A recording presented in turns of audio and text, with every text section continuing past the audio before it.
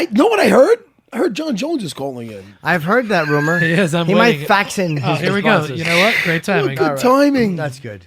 Here we go. Hello. Hello. Hey, Yeah, John. Jon Jones. Yeah, buddy. It's John. It's Jim and Matt. How are you? What's up, Jon Jones? Oh, what's up, Matt, Sarah, Jim Norton? How are you guys? Good, man. to be on How's the show. everything? We haven't talked to you in a long time. Great. Are we live or is this recorded? Yeah, it's recorded. It's a podcast. It comes out. People are hearing this on Tuesday. We're speaking on Mondays. It'll be out by tomorrow. Oh, okay. Awesome. Cool. The last time we talked to you, John, it was in the lobby of the hotel in Vegas. We bumped into you at 200, and we asked Daniel the same thing. What when you found out? Okay, hey, look, this test came back. How did you find out? Did Dana call you, or did he talk to somebody else and they told you? So I was in the hotel room with my wife, and we were just relaxing, getting ready to get our night workout in. And Malky called, my manager called me. So, John, come here, I need to talk to you. And I could hear it in his voice. It was something serious. And I go over to his room, which was right next door to mine. And he said, "You're not fighting, bro." And I said, "What are you talking about?" And he said, you didn't pass your test." I said, "What are you talking about?" He said, "I'm not really sure, but supposedly you had some type of supplements in you, estrogen blockers or something like that." And there were some big name words and stuff that I had never heard before. And he said, "You're not fighting." And right away my heart dropped, dude. And I literally felt the weight of every UFC fan on my shoulders. It was one of the most intense feelings I've ever went through. Had an anxiety attack actually at that moment. And it was. I felt like I was drowning, dude. It was a weird feeling. It was a scary feeling. Yeah, you looked when we saw you. You looked a little shell shocked. We saw you on that Saturday morning, and you looked a little bit like you were still in a bit of disbelief that this whole thing had happened. Yeah, it was crazy, man. I had to get security to help me leave the hotel room. Dude, there were so many fans that were so pissed off that I felt like my life was in danger just trying to get out of the casino. Well, their lives are in danger if they tried to fuck with you. Nah, I hear you. Oh yeah, well, it wouldn't be bad. I I wish a motherfucker would. At the end of And how long before that fight are those tests taken? Is that taken the day before, or how long before that do they even take those? Oh man, it's a little bit of a blur. I felt like the test was maybe taken 2 weeks or 3 weeks before the event, but the results came just about 2 or 3 days before the fight. Oh, okay. I always think they should do that a little bit faster, a little bit of a faster turnaround. And obviously, you fought, over in St. Peru, and that's the only guy you fought in 2.5 years. And how does that play on your mentality going into this? I feel good. I'm glad that I fought over in St. Peru because there was slight hesitation in that fight, and I chalk it up to a lot of different things. I felt like over in St. Peru had nothing to lose, and I felt like I was the guy who was majorly expected to dominate. It was my first time fighting a guy who was ranked 8th when, since I was the 23-year-old kid, I had been always fighting the guy who was ranked number 1. Right. And so, and not only that, but, watching Ovens' highlights, studying him last minute, I realized that a lot of his knockouts weren't proper knockouts. It was a guy winging for the fences and things going his way. And I was afraid to have a situation, I'm going to relate it to you and GSP, man. You swung for the fences and look what happened to George. And I didn't want that to happen to me. You know what I mean? Yeah. And so I fought smart and I won by a one-sided unanimous decision, but in a lot of people's minds, that wasn't good enough. Well, now on the Joe Rogan podcast, you were talking about that saying that was your worst performance, but you were, and unlike most of the the rest of your career, you didn't go out to party the weekend before that fight. Does that get in your head at all? Like, shit, man, that was my worst performance, and I didn't do my normal party. And fuck it, should I go out and party before this one? It crossed my mind. Whether I was messing with my what made me, Sure. And I decided that was a weak way of thinking. That I shouldn't use any crutch. That I should just believe in being great and and attempting, daring to be great, and really giving myself an honest chance to perform at a high level. Someone told me, John, lose those thoughts of you need to be a wild boy in order to perform at a high level, and I've lost those thoughts. And like I said, I just chalk it up to the pressure, the expectations, and really, fighting a guy who had everything to gain and nothing to lose. That's usually when the favorite, gets surprised. Yeah, it's a guy who has his sights so much more set on you than you had on him until very recently. Yeah, absolutely. Yeah. And him and his coaches' world, beating Jon Jones one day, not to sound full of myself. I mean, that means a lot to a lot of people out there. There's a small kid right now hoping to beat me one day. And for me, Open St. Preux was never even on my radar. I had never even paid attention to any of his fights until just last minute replacement happened. Are you concerned at all with any? I mean, fighters always say they're not, and I've heard it exists and it doesn't exist. Are you concerned with any ring rust? I know you've been training, and you certainly haven't just been sitting around. But it's been a while since you've had a fight of this caliber. Yeah, I'm not concerned with ring rust. I feel like with Ovin's situation, like I said, he was getting all these. He was knocking people out, throwing punches up, like on one leg and one foot, backing up and winging punches and getting knockouts. That made me respect him because of his unorthodox knockout ability. Where with DC, it's like DC is not a knockout artist, and I feel like I'm getting sidetracked answering this question. I'm not concerned with ring rust. To answer your question, I'm not concerned with ring rust at all. I'm very prepared for this fight. It's my first rematch. I beat DC once before, and my psychology going into this fight is to expect more out of myself. Now that I know that I can beat him, now I'm looking to finish him. I feel like the last 2 years, DC has gone farther away from his prime, where I just turned 30 on the 19th, and I feel like I'm stepping into my prime. And do I'm guessing you've seen his Rumble fights and against Gustafsson. Do you think he is an improved fighter at all since he fought you? No, I haven't seen any new techniques at all. I mean, Rumble Johnson is notorious for getting caught in the rear naked choke. I'm sure he rehearsed that a lot going into the fight. But outside of that, his striking, everything, I feel like it's exactly the same. Now, as a fighter, John, like I've been in the game forever, and when I get along with most of the guys I'm fighting, I'd still, it's a fight, and I try not to fight emotional. Nobody wants to do that. But I did find when I was getting ready for a fight with a guy on the rare occasion that I did not like, that I had some beef with, that I fucking I just didn't like the guy. It definitely helped in my preparation for the fight. Like, I'm like, I can't wait to smack this motherfucker. Like, how do you feel compared to fighting your past opponents? I mean, tough guys. Compared to fighting a guy like DC that you guys literally don't like each other. I feel like it gives me added motivation, especially at this point in my career. I'm a young guy, but I feel like I'm beating so many legends and I'm beating the who's already. And sometimes you have to find little things to make you get up one more time. And in DC, his hatred for me and how much this fight means to him, it makes the fight mean a little bit more to me as well. But at the same time, I fought guys like Lyoto Machida, who was so respectful before the fight, and or Shogun, who was so respectful before the fight, and I went out there and won. So I get a little extra motivation from people who hates me and is trying to do the things that DC is trying to do to my image or whatever. But at the end of the day, I'm a competitor, and I'm a guy who practices at a high level, and I'm a guy who performs when the lights are on at a high level. So I don't really. I think I'm going to go out there and I'm going to do what I do, regardless of what's happening before the fight.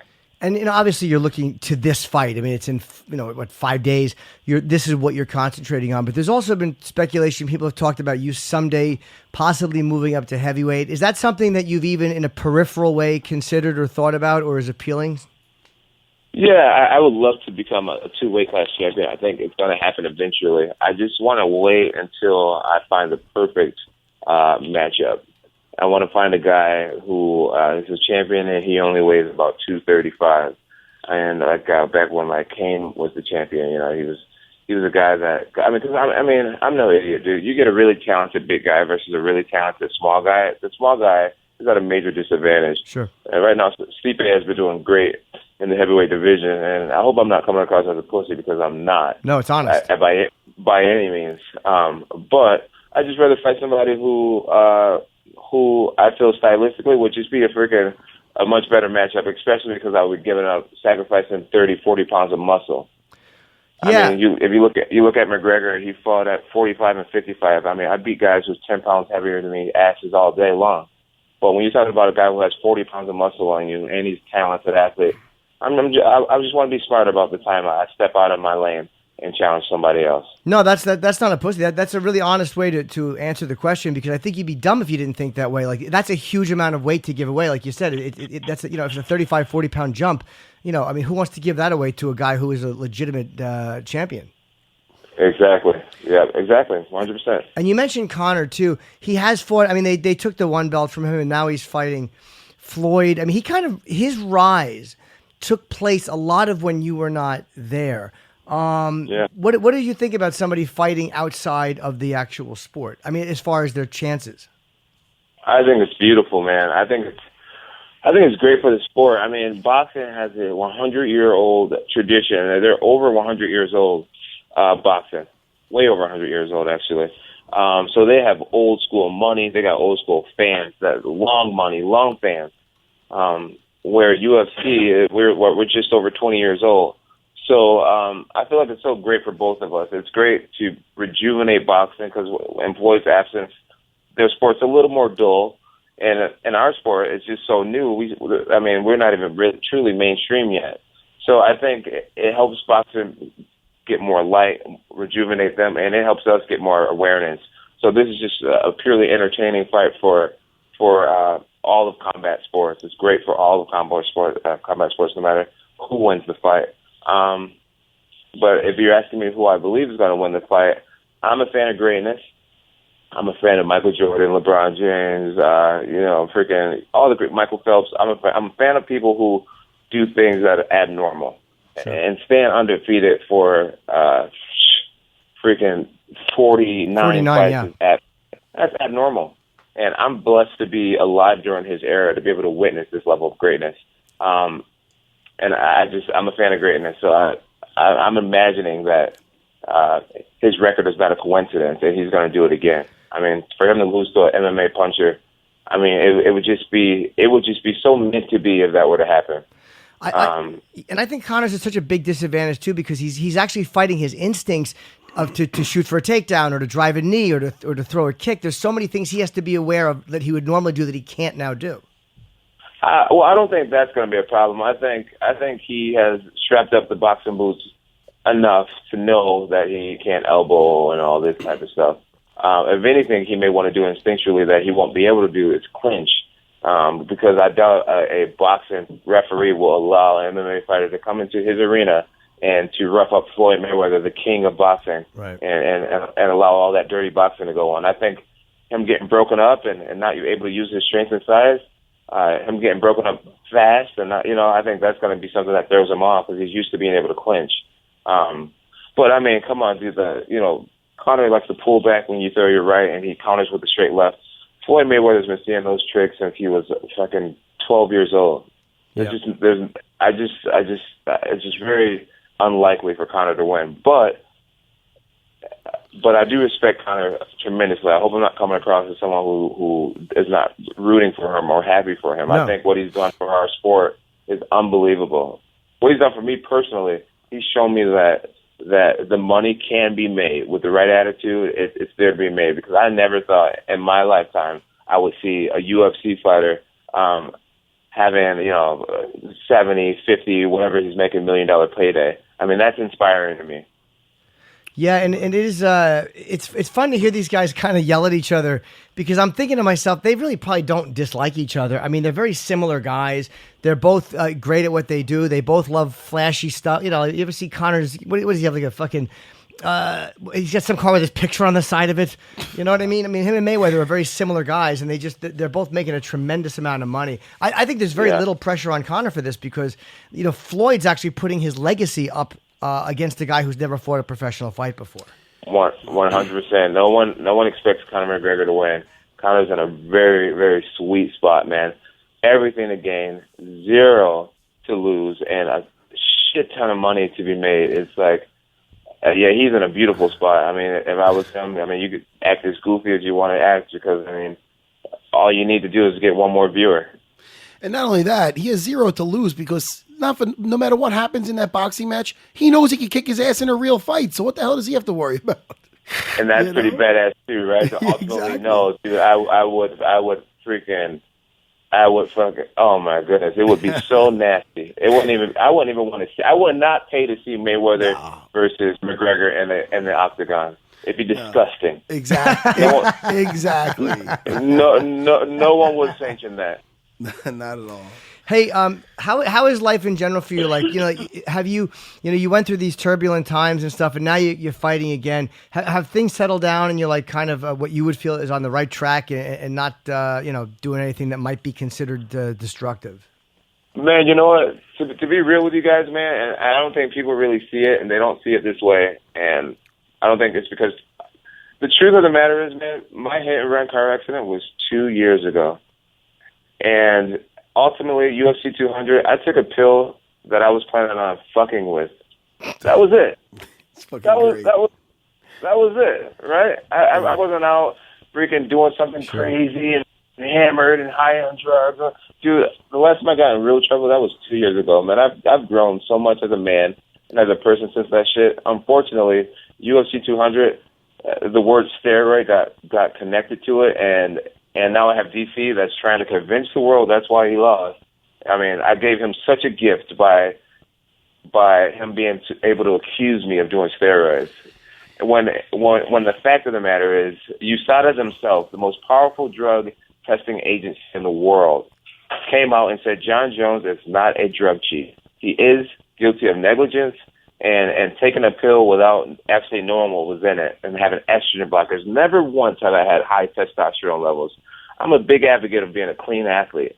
Dan Gable's quote was, "When I know an athlete has done steroids, I knew I can beat him because he doesn't have what it takes to earn the victory." My wins come from within, dude. I've been tall and skinny. My nickname is Bones. But anyways.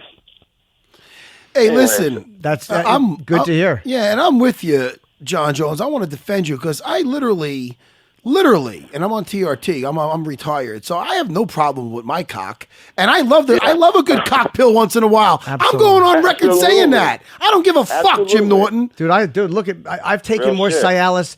I'm older than both of you guys. I've been taking Cialis. I went to Brazil. I was doing 100 milligrams a night. It was ugly. We like the I love Check it. this out. This is the thing about that shit. You'd be surprised how many motherfuckers are doing whatever they're doing. Yeah. My whole thing is that, my shit's public, man. But I'm at a point now where I don't give a fuck what no one thinks about me. I know the truth. I think real motherfuckers know the truth, too, at the end of the day. But it's easier to blame my success on steroids. So have at it. Have at it. Because every light heavyweight who fucking says that I've done steroids is just a pussy and a coward. And they can't accept the fact that I'm just fucking better. Dude, this is I can't tell you how pumped I am, and I know Matt is, and anybody who's a UFC fan is so pumped for this fight. It's going to be very interesting to see, and we hope you have a great fight, man. We like you so much, and I'm happy that you're fighting again and that everything is behind you, and it's just great for the sport, and we're happy for you personally.